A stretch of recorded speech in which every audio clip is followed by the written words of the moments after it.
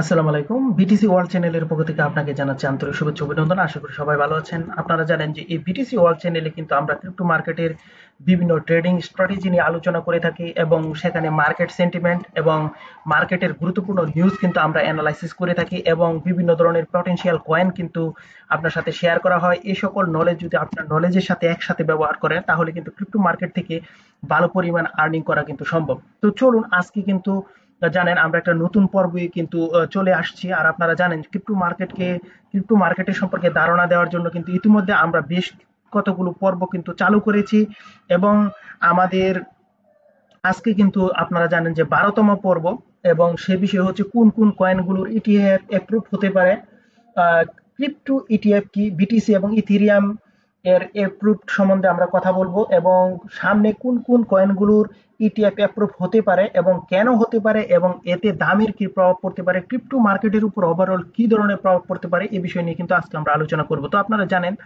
যে আমাদের প্রথম যে পর্ব ছিল সেটা কিন্তু ছিল ইরান ইরাক যুদ্ধ সম্পর্কে, যে তখন এই ইরান ইসরায়েল যুদ্ধের ফলে ক্রিপ্টো মার্কেটের উপর কিরকম প্রভাব পড়বে। দ্বিতীয়ত ছিল কিন্তু জর্মি পাল রেড কাট করা, অর্থাৎ রেড কাট ক্রিপ্টো মার্কেটের উপর কিরকম প্রভাব ফেলতে পারে। এবং তৃতীয় পর্ব ছিল কিন্তু ইলন মাস্ক এবং ডোনাল্ড ট্রাম্পের মধ্যে যে টুইট যুদ্ধ এবং যুদ্ধের ফলে ক্রিপ্টো মার্কেটের কিরকম পরিস্থিতি হতে পারে। আমাদের চতুর্থ পর্ব ছিল ওয়ান বিগ বিউটিফুল বিলের প্রভাবে ক্রিপ্টো মার্কেট কতটা প্রভাবিত হতে পারে। পঞ্চম পর্ব ছিল ট্রাম্প ক্রিপ্টো মার্কেটকে কতটা প্রভাবিত করতে পারবেন। ষষ্ঠ পর্ব ছিল ওয়ার্ল্ড কয়েন সিজন কি, কখন আসবে, কেন আসে। সপ্তম পর্ব ছিল বিটিসি টপ হোল্ডার কারা, এই সকল বিষয় নিয়ে। এবং আমাদের অষ্টম পর্ব ছিল ওয়ার ইম্প্যাক্ট, অর্থাৎ যুদ্ধের সময় ক্রিপ্টো মার্কেট কিরকম আচরণ করে এবং ওই সময় আপনি কিভাবে প্রফিট করতে পারবেন এই বিষয় নিয়ে। এবং নবম পর্ব ছিল crypto whales versus crypto market, এই বিষয়টা নিয়ে কিন্তু নবম পর্ব। দশম পর্ব ছিল যে কেন অল্টস কয়েন বাড়ে না এবং বিটিসি শুধু পাম্প করছে, এই বিষয়টা নিয়ে ছিল দশম পর্ব। 11তম পর্বে ছিল কিন্তু মার্কেট ম্যানিপুলেশন এবং আজকে যে 12তম পর্ব তা হচ্ছে গিয়ে কোন কোন কয়েনগুলো সামনে বিটকয়েনের মতো কিন্তু ইটিএফ অ্যাপ্রুভ হতে পারে এই বিষয়টা নিয়ে। তো চলুন আমরা এই বিষয়টা নিয়ে আলোচনা শুরু করে দিই। তো প্রথমে আপনাদেরকে যে বিষয়টা জানিয়ে রাখবো যে ক্রিপ্টো ইটিএফ বিষয়টা বলতে কি বোঝানো হয় এখানে। ক্রিপ্টো ইটিএফ হলো এক্সচেঞ্জ ফান্ড, যেটা হচ্ছে সেই বিষয় নিয়ে, অর্থাৎ এক্সচেঞ্জ ট্রেডেড ফান্ড যেটাকে বলা হয় ইটিএফ। তো বুঝতেই পারছেন যে ক্রিপ্টোকারেন্সির মূল্য ট্র্যাক করে, যেমন মনে করেন যে বিটকয়েন, ইথেরিয়াম, এটি স্টক এক্সচেঞ্জে ট্রেড করা এবং ঠিক যেমন আমরা শেয়ার মার্কেটে যেরকম ট্রেড করে থাকি। এবং এই এই যে ইটিএফ, এই ইটিএফ কিন্তু দুই ধরনের হয়, একটা হচ্ছে স্পট ইটিএফ আর একটা কিন্তু হচ্ছে রয়েছে ফিউচার ইটিএফ। সো বিটকয়েন এবং ইথেরিয়ামের যে ইটিএফ অ্যাপ্রুভালের বিষয়ে যদি আপনাদেরকে একটু আমরা বলে দিই যে এর যে ইটিএফ ছিল বিটকয়েনের, সেটা কিন্তু security and exchange commission SEC 10ই জানুয়ারি 2024 সালে কিন্তু 11টি স্পট বিটকয়েন ইটিএফ অনুমোদন দেয়। এর মধ্যে কিন্তু BlackRock, Fidelity, Grayscale, বেনেকের মতো কিন্তু বেনেকের ইটিএফ কিন্তু এখানে অন্তর্ভুক্ত ছিল। এবং ওই সময় আপনারা জানেন যে ক্রিপ্টো মার্কেট কিন্তু ভালো পরিমাণ কিন্তু পাম্প করেছিল। এবং একইভাবে আপনারা কিন্তু তাও জানেন যে ইথিরিয়াম 23শে মে 2024 সালে কিন্তু 8টি স্পট ইথেরিয়াম ইটিএফ এর জন্য কিন্তু অনুমোদন দেয় এবং এই সেগুলোর মধ্যে কিন্তু গ্রেস্কেল, বিটওয়াইজ, আইশেয়ার, বেনেক এবং ফাইডেলিটির তহবিলও অন্তর্ভুক্ত ছিল। এবং আপনারা দেখেছেন যে সে মুহূর্তে কতটা ভালো পারফরমেন্স কিন্তু বিটকয়েন করেছিল। তো ওভারঅল এই বিষয়টা যদি আপনাদেরকে আমরা একটু চার্টে দেখিয়ে দিই, এই আমাদের যে বিটকয়েনের যে ইটিএফ তা কিন্তু জানুয়ারি 2024 সালে হয়েছিল। তো আমরা ওয়ান ডে যদি গ্রাফটা চার্ট নেই তো লক্ষ্য করবেন যে এখানে বিষয়টা ওভারঅল।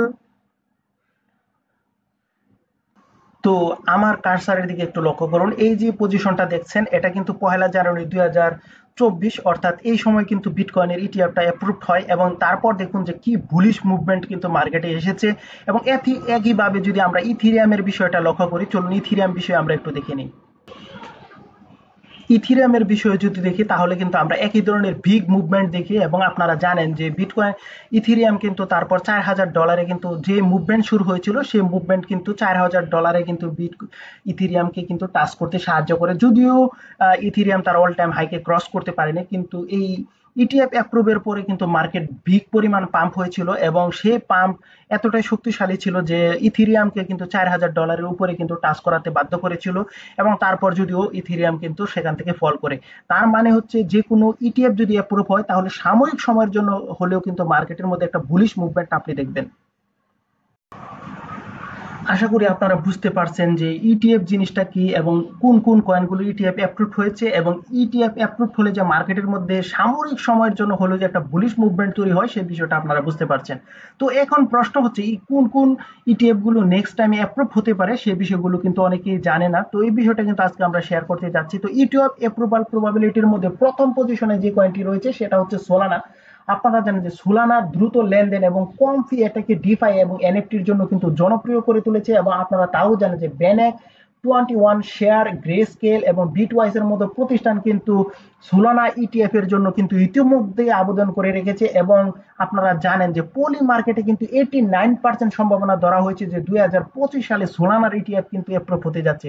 সো বুঝতেই পারছেন আমাদের মধ্যে কিন্তু ব্লু চিপের মধ্যে কিন্তু এখানে সোলানা থাকবে, কারণ সোলানার ইটিএফ যদি এখানে অ্যাপ্রুভ হয় তাহলে সোলানা কিন্তু $600+ কিন্তু টাচ করার সম্ভাবনা রয়েছে। তো আমাদের পছন্দের দ্বিতীয় যে কয়েনটা রয়েছে সেটা হচ্ছে রিপল এক্সআরপি। আপনারা জানেন রিপলের যে সেকের মামলা আংশিক জয় এবং ইটিএফ অনুমোদনের সম্ভাবনা কিন্তু আপনারা জানেন যে বাড়িয়ে দিয়েছে ফ্র্যাঙ্কলিন ট্রেম্পটন এবং কয়েন শেয়ারের মতো প্রতিষ্ঠানগুলো কিন্তু আপনারা জানেন যে এক্সআরপির যে ইটিএফ এর জন্য কিন্তু আবেদন করছে এবং ব্লুমবার্গ বিশ্লেষণ করে দেখেছে যে 65% কিন্তু সম্ভাবনা রয়েছে এই রিপলের কিন্তু এক্সআরপি অ্যাপ্রুভ হওয়ার এবং পলি মার্কেটে এখানে প্রেডিক্ট করা হচ্ছে 81% যেখানে কিন্তু এক্সআরপি কে এগিয়ে রাখা হচ্ছে।